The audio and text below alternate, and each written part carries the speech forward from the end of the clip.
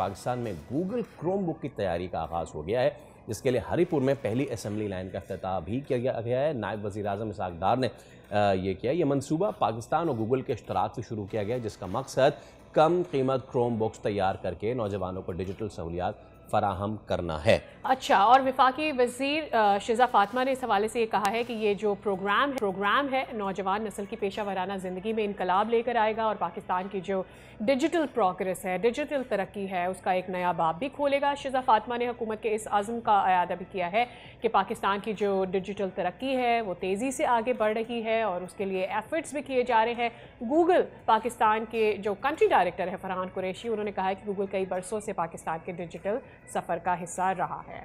Digital महारतों की ये तरबियत और तालीमी टेक्नोलॉजी का बढ़ता हुआ इस्तेमाल मुल्क में नौजवानों के स्किल सेट के फ़र्क को कम करेगा और साल 2030 तक पाकिस्तान के सालाना GDP में 28 खरब रुपए का इजाफा भी कर सकता है।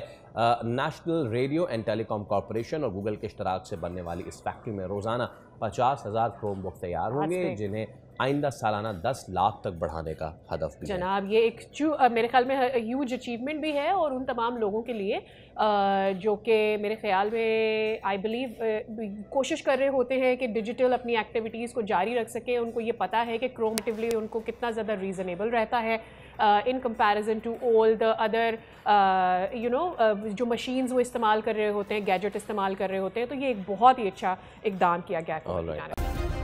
सब्सक्राइब करें और बेल दबाएं ताकि कोई खबर रह न जाए।